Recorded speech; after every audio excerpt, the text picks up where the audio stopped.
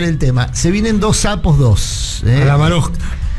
El dólar soja, que era por única vez y ahora deja de serlo porque se repite. Lo que se repite deja de ser por única vez, pues ya nadie va a esperar. Va a liquidar a 140 cuando se instala, digamos, la posibilidad de que se mejore el tipo de cambio. Entonces se viene una nueva ronda de dólar soja para recaudar aparentemente entre 4.000 y 5.000 millones de dólares. El cálculo es que hay 6.000 millones de dólares retenidos por cerealeras, y se viene un blanqueo acordado por los Estados Unidos con un mecanismo que es muy apreciado en términos fiscales, que es la posibilidad de un intercambio de información dinámico, mucho más expeditivo, con Estados Unidos para detectar a los argentinos que han fugado su dinero hacia allí, que es el gran paraíso fiscal de este tiempo, es Estados Unidos, ¿no? Para muchos argentinos. ¿Por qué digo que son dos sapos? Porque con el tema del dólar soja, bueno, se eliminan las retenciones, ¿no? Y con el tema del blanqueo se consuma la impunidad del endeudamiento macrista. Porque buena parte de ese endeudamiento está en Estados Unidos fugado. Se le va a dar seguramente una ventana de ingreso con beneficios fiscales a las personas que generaron mucho dolor en la Argentina en el presente por haberse apropiado de esa deuda. Sirvo los sapos, desarrollen ustedes, Artemio. No, estoy totalmente de acuerdo con lo que vos planteás. Son recetas tradicionales, además, lo hemos visto, o sea, no hay ninguna novedad. Acá no hay más novedades. Para novedades, los clásicos. Venimos teniendo la misma política económica y más o menos el mismo problema y las mismas resoluciones del neoliberalismo desde la implantación de la dictadura. ¿Qué novedad puede haber en esto? ¿Cómo va a terminar? Mal. O sea, ¿qué novedad puede haber en esto? O sea, que efectivamente no sorprende. Sorprendió a Néstor y Cristina, porque fue un recomienzo de una política que había estado ausente durante décadas, claro, en Argentina. Esa es la sorpresa. Eso no es ninguna sorpresa, ya lo sabemos. Blanqueo, después vendrán otra serie de justificaciones y terminará como termina siempre esto. Mal para el conjunto de los sectores populares, ¿no? Yo siempre hablo dirigido a un sector. Bueno, es así, no merece demasiada. Datos. La economía se está frenando. Diga lo que diga, ya lo dijo el INDEC, ya está cayendo, ya damos 5 meses para atrás. La generación de empleo se está estancando. Hay 6.000 puestos de trabajo generados contra 20.000 que había por mes. Los niveles de consumo se están cayendo. En la super se muestra claramente. Los niveles de ingreso no mejoran. El salario más repetido es 70.000 pesos, lo que dijo Eve. Mirá, no me acuerdo cuándo habrá dicho esto Eve, pero hace unos meses que lo dijo. Bueno, la pegó. 150.000 pesos es hoy una canasta básica de pobreza, 138.000 para el INDEC. Ya debe estar en 150 porque está en el sin alquilar. Sin alquilar, por supuesto. Dos salarios mínimos. Bueno, lo tenés el salario promedio de la Argentina, privado y público registrado. Lo tiene el Ministerio de Desarrollo Productivo colgado en el mapa interactivo. ¿Cuánto es? 150 lucas. Bueno, ¿qué puede pasar de todo esto en un país donde el 75% del crecimiento está vinculado al consumo doméstico? ¿Cuánto hace que Argentina está recortando el gasto público? Ya van varios meses, 100% de inflación. No anda esto. O sea, 7 años. Claro, bajo ese modelo. ¿Qué va a terminar siendo? Lo que siempre fue. Che, si no aplicás estas políticas, el dólar se va a 300. Las aplicaste y se fue a 300. Si no aplicás estas políticas, la inflación va a crecer. Las aplicaste. Y del 2015 a hoy la inflación tiene por 4, por 5, por 6. Sí. Lamentablemente, desde la llegada de primero Guzmán, se siguió un camino ortodoxo. Para no entrar en si hubo ajuste, no hubo ajuste.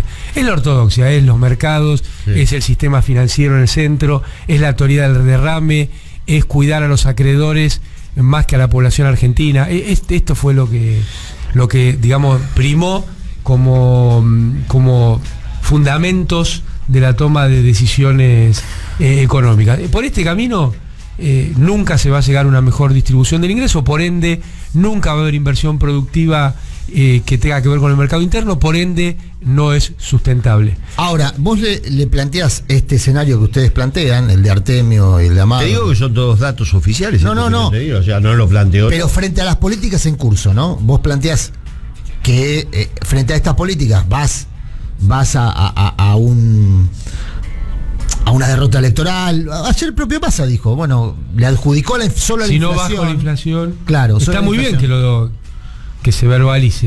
Claro, pero el tema es que te dicen, ahora bueno, no queda otra. O sea, necesitamos los dólares. Bueno, eso hay que mirarlo en el espejo debe. A ver. Siempre queda otra. Siempre queda otra. No quedaba otra que quedarse en la casa a llorar la desaparición del hijo propio. Bueno, no. Salieron. ¿Cuál sería la otra, Amado? Y la otra es que hay que tomar medidas estructurales que podrían ir desde recuperar el sistema de generación de energía eléctrica. Bueno, ahora se vencen las concesiones, ¿no? Estamos cerca. No, bueno, para una se prorrogó. Ya se prorrogó, ahora hay vencimientos también. Pero cuando dice Artemio la novedad, mira, ¿cuál es en definitiva el esquema neoliberal desde los 80? Que los ingresos va a cambiar su composición, porque en el mundo y en Argentina cada vez va a tener más ingresos los que tienen rentas, tasa de interés, acciones. Bueno, ahí tenés un problema que está sacudiendo al mundo y a la Argentina. Segunda cuestión, las sociedades van a ser desposeídas del capital que fueron construyendo. Privatizaciones es el nombre más obvio. Tercer eje, lo financiero va a estar por encima de la economía real. Y cuarto eje, la precarización, que ya no es una cuestión individual, sino que es un formato de dominación de las sociedades. Y quinto eje, la pérdida de la representación política. Y la sobredeterminación de esto, ¿cuál es? Los mecanismos represivos. Ahí está, todo esto que es la economía escindiéndose, lo digo entre comillas, de la política, como si no tuvieran punto de apoyo. El organismo clave en los países de estos son los bancos centrales, que son lugares donde no hay ninguna representación popular, ninguna, cero. Y es similar al Poder Judicial en algún sentido. Y sin embargo toman decisiones más importantes que quienes tienen representación popular diaria. Y están regidos por una lógica global que es el funcionamiento del consenso de Basilea. Bien, ahora, Artemio, si no rompes con esto, sí, no le puedes dar respuesta a la población. Bueno, pero aunque sea un poquito. Lo que yo le quería preguntar a Artemio es... Entonces, por eso cuando Artemio dice la novedad fueron Néstor y Cristina, ¿por qué? Porque se atrevieron a desafiar esos cánones. Y vos fíjate, cuando te atreves a desafiarlos, te va bien al pueblo argentino, no le va mal. Entonces, ¿por qué no se puede hacer otra cosa? ¿Por qué no hay otra? ¿Yo puedo arriesgar una respuesta? Claro. Último año de mandato, parece imposible hacer estas reformas estructurales que vos planteas. En general, Néstor, como en general todas las experiencias de gobierno, usan el primer año de mandato para hacer este tipo de políticas. Sí.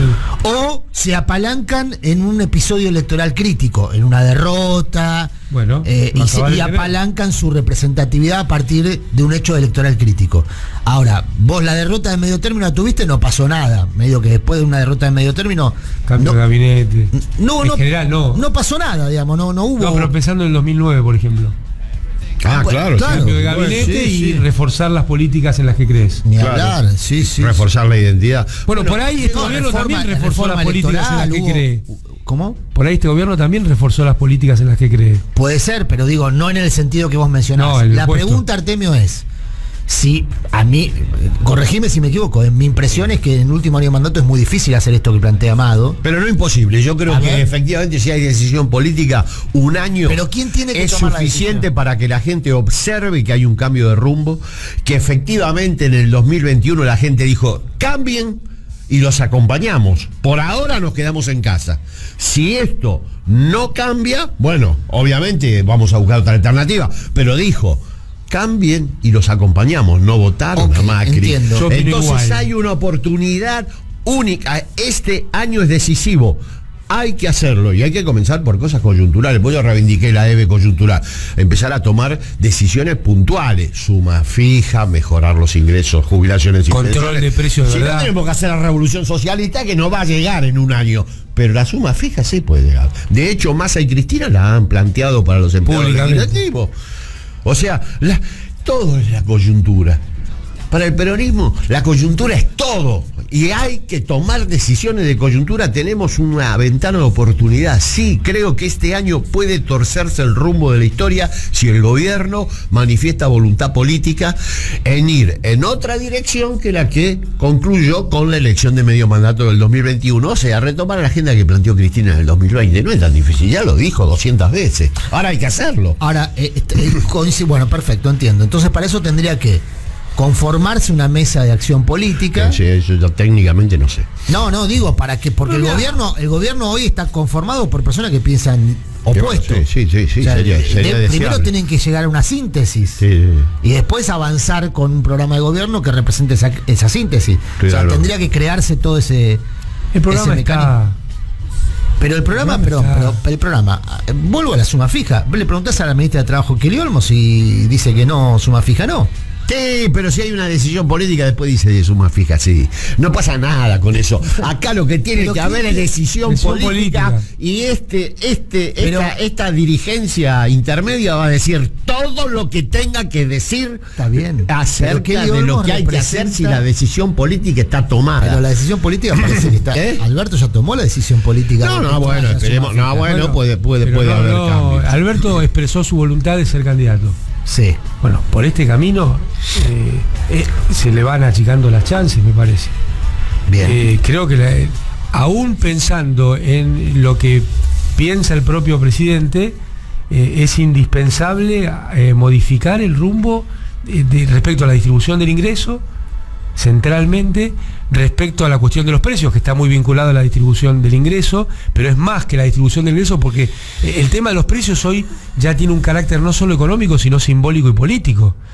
La población se puede apropiar de una política de la cuestión de precios que es mucho menos abstracta que la cuestión distributiva en el día a día. Totalmente. Entonces me parece que ahí hay una cuestión que es, como diría Cristina, sinceramente, política, simbólica y económica.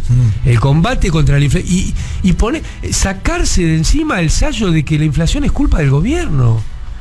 Es increíble, inaudito que el gobierno acepte eso mansamente. La inflación es culpa de los que suben los precios, y los precios no los sube el gobierno. Están en los balances. Ayer hay un buen reportaje de Hernán Lechner en El Cronista, creo que fue. Creo haberlo leído. Está trabajando muy bien, sepa Hernán. 92% de ganancia en dólares en el último año. Arcor, Molino, no me acuerdo, 5 o 6 empresas formadoras de precios muy importantes. Él las enumera perfectamente. ¿De qué estamos hablando acá? Mira, y vos tomás el último libro de Basualdo, Sí. ¿no?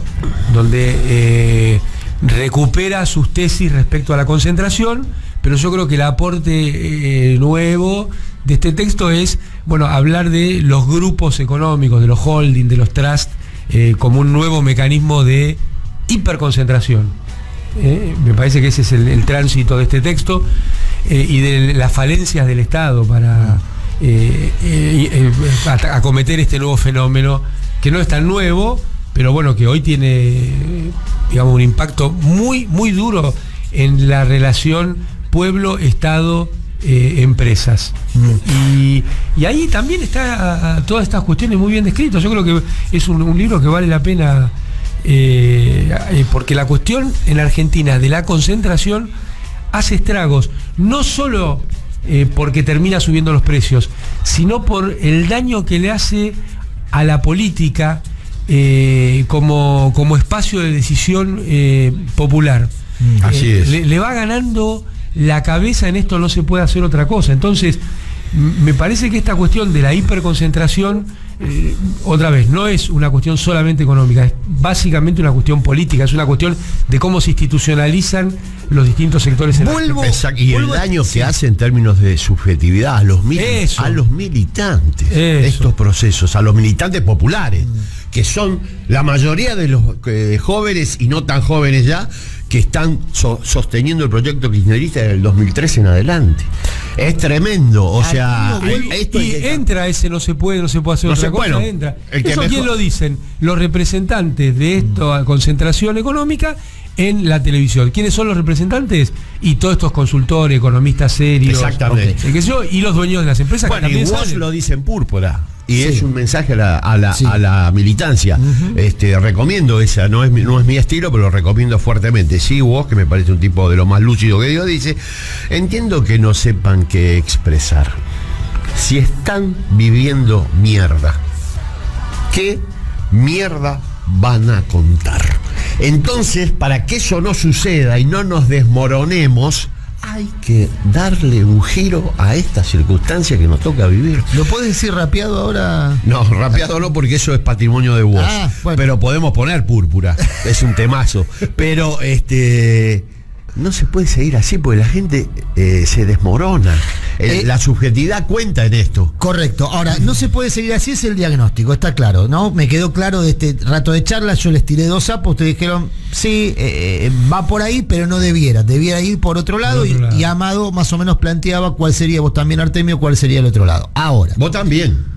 Lo planteaste en el tipo de preguntas. Pará, ¿qué vamos a hacer con las LELIC? Ahí voy, bueno, ese es el gran tema de Amado. No me Amado, ¿cómo es spoileé, eso? compañero. A ver, escúchame. Traigo otra dos noticias. Hacer un ejercicio de didaxis. Artemio. ¿Por qué es tan importante ese tema? Sencillo. Bueno, porque tenés... Pero déjenme Dale, dar va, el va. dato. Sí, Déjenme está dar el bien, dato. está bien. Esta semana se conoció el informe del Banco Central de ganancia de bancos. Los Ahí últimos está. 12 meses, 400.000 millones de pesos ganaron los bancos. 270.000 millones de pesos explicados de esa ganancia, o sea, más de la mitad por intereses. Ahí entra el tema de las LELICs. Exacto. Dada la información, que sería mi laburo, ahora el laburo de Amado. No, bueno, pero está bien. En la información está parte No, de. pero es bien sencillo. un gran Ahí mecanismo. ahí tenés el problema, ¿no? Un O sea, gran mecanismo de sanción y de transformación en tasa de ganancia los bancos están bancaria. contentos. Por eso, los bancos están Pero contentos con este recontra mecanismo. contentos. Pero- Están recontra contentos. Porque, ¿qué es esto? De hecho, perdón, sencillo. A ver, Si los bancos están contentos, la mayoría popular Tiene que estar por lo preocupada. menos enojada. Enojada. Por lo menos. ¿Por qué? Porque vos ahí tenés que el Estado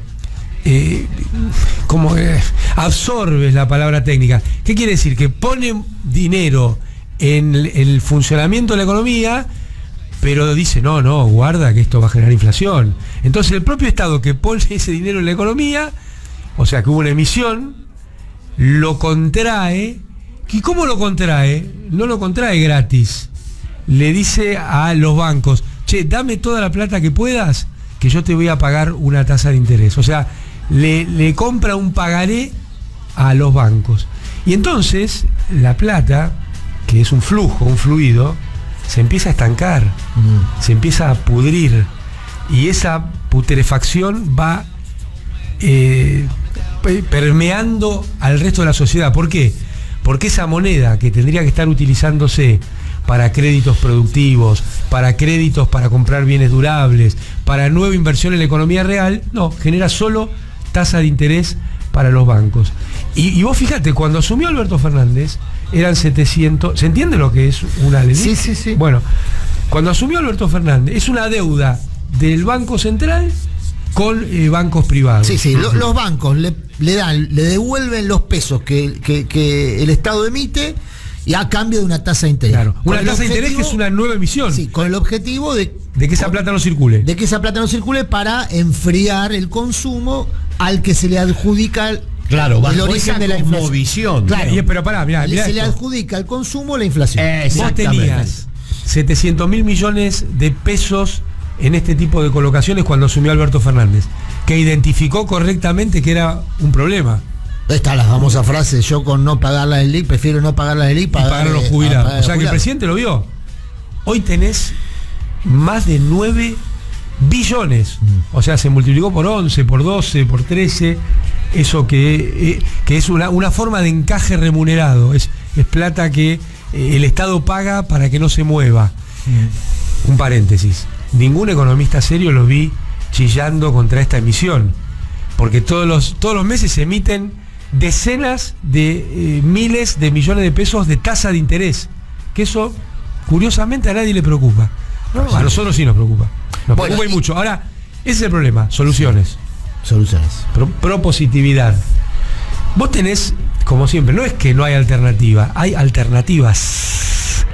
Porque si no estaríamos yendo contra nuestro propio formato ideológico, filosófico. Siempre hay alternativa, aún a las que proponemos nosotros. Nadie viene con como diría Néstor, traemos nuestra verdad relativa. Entonces vos tenés soluciones, desde las más rústicas a las más sofisticadas, pero tenés soluciones. Cualquiera de ellas es mejor que es mucho mejor que esto. Hasta la más rústica. Porque lo que hay que hacer es poner esto en funcionamiento. Entonces, uno podría decir, no, bueno, hay que darle un bono a largo plazo a los bancos y reperfilamiento. También cuando lo dicen ellos nadie se asusta, ¿no?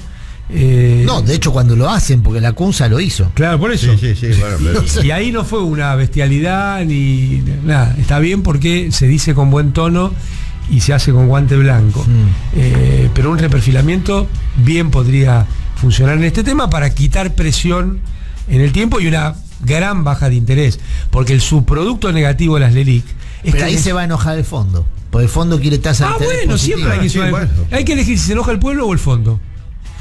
Esa es una cosa que los gobiernos tienen que pensar. ¿Cómo es la frase? Un gobierno. No, hay que elegir. Un gobierno tiene que elegir si se enoja el pueblo o el fondo. Siempre un país en el que está el fondo se enfrenta a esa alternativa. Supera ese título, Artemio López. No, es imposible de superar y además vuelvo a insistir. Tanto Juan Domingo Perón cuanto Néstor y Cristina obviamente nos apartaron de la extorsión del fondo. Es un mecanismo extorsivo el de la LELIQ también. Pero claro, entonces... O sea, es un gatillazo, un revólver cargado en la nuca. En la otra punta vos podrías hacer un fideicomiso para reasignar esa montaña, ese stock hoy de dinero que alguna vez fueron flujos a la actividad productiva en la Argentina. Y además sería muy útil para la desconcentración. Es el modelo de los créditos del Bicentenario, ese modelo. Nosotros hicimos una experiencia en tiempos de Cristina, que fueron los créditos del Bicentenario. Yo creo que ese es un gran modelo, que el paso siguiente es poder llegar a sectores productivos menos organizados. Porque, ¿cómo no podemos pensar que en cada municipio puede haber su propia producción láctea y de quesos? ¿Querés un ejemplo? Andá a Tapalqué. En Tapalqué, el municipio tiene una producción de quesos que te encargo y te recomiendo. Sí, bueno, lo hizo con la leche Paco Durañona. Paco Durañona, la leche del día. Sí, contábamos el ejemplo de la experiencia de La Rioja con la carne de cerdo. La Rioja, La Pampa tiene experiencias, Chaco tiene experiencias. Entonces imagínate todo ese dinero puesto a la actividad productiva, sector privado, sector cooperativo, municipios participando. ¿Y préstamos para la vivienda, Amado? Los pibes no se pueden comprar una casa con salario de 300, 400 mil pesos, no acceden a la vivienda. 3 ejes. El primero para mí es el productivo, el segundo tiene que ver con la vivienda. Imagínate. ¿Qué es esto? Estamos hablando de 9 billones de pesos volcados a la actividad de la construcción. Vos podés decir, pero entonces te sube el precio del cemento. Bueno, flaco, entonces cerremos la puerta, porque no se puede hacer nada. Así es. A ver, compañeros, ultimísima, porque ya está empezando a hablar Scaloni, como anunció Artemio, pero nosotros estamos en el conversatorio. ¿Cómo toma agua? No se vaya nadie, porque la última. Sí. Y ya le damos paso a Edu, al profe y a Scaloni, que ya vienen. La última tiene que ver con algo que venimos sobrevolando en esta conversación, que es lo electoral. Porque ayer lo mencionó Massa, dijo, bueno, con esta inflación perdemos las elecciones. Ustedes decían, bueno, si no se corrige el rumbo, perdemos las elecciones. La rosca, porque hay mucha rosca, ¿no? Mucha rosca en curso. Sobre todo viene Reyes. Parece que estamos en Reyes. Sí. Que es una rosca tendiente a sostener la unidad. Fundamentalmente en la provincia de Buenos Aires hemos visto cómo en la tercera sección, después de una amague de emancipación de Levita, se ordenó o está ordenándose. Sí. La rosca ¿alcanza para...? ¿No alcanza? No, porque la unidad es del pueblo, no es de los dirigentes. Por supuesto, ya está quebrado. El Frente de Todos se quebró en 2021 cuando 4 millones de acompañantes ¿Cómo electorales está dijeron, pero va a ir como la misma electoral. Ese quiebre se produjo. Hay que reconstruir el puente en términos de representación político-electoral, para lo cual hay que cambiar el rumbo. Después nos caga la rosca, siempre algo va a ser. Los dirigentes siempre algo van a inventar. Pero eso no tiene ninguna relevancia, no tiene ninguna importancia. Acá lo que hay que hacer es resolver las causas por las que efectivamente la ruptura de 4.100.000 electores se produjo. Claro. Y esas son socioeconómicas. Lo que digo, deje de decir, como decía Q, lo que opino o no opino un dirigente no tiene la más mínima importancia, salvo cuando opinaba Perón, cuando opinaba Néstor, cuando opinaba Cristina, porque el peronismo reconoce en el liderazgo, además, Eso. la capacidad de prestarle atención a las opiniones del líder. Ahora, el resto que opine y deje de opinar. Volvemos a la haga lo que discusión de quiera. unidad para qué. Bien. De hace 3 años. Claro, bueno, Unidad y sentido. Entonces, ¿tiene importancia en tanto y en cuanto exprese el sentimiento, las necesidades y los deseos de la verdadera unidad, que es la unidad de los de abajo? Claro. Si no, no representa nada. Y eso fue la elección de medio término. Entonces, el dilema, ya que te gustó el título, el gobierno debe decidir si se pelea con el pueblo o se pelea con el fondo. Bien. Ese dilema lo enfrentó Macri. Decidió con quién pelearse. Perdió la elección. Claro. Entonces, el dilema es con quién. Perdió la decidir. elección de manera catastrófica y No por llegó a la segunda no vuelta. llegó a la El segunda vuelta. el primer presidente que no llega Y mirá si había a rosca, ser elegido. habrá habido roscas entre dirigentes del PRO. Mirá ahora lo que está pasando. Hay que darle pelota a la verdadera crisis que existe en términos de representación, que es la representación de los ciudadanos que efectivamente acompañan este proyecto. Bien. Eso hay que resolver. Después lo que digan o no digan, bueno, siempre alguien va a decir. Artemio Amado, como siempre, como cada viernes, un lujo compartir este rato con ustedes. Ya llegan, gracias, Artemio. No, gracias a vos. Cerramos el conversatorio. Ya vienen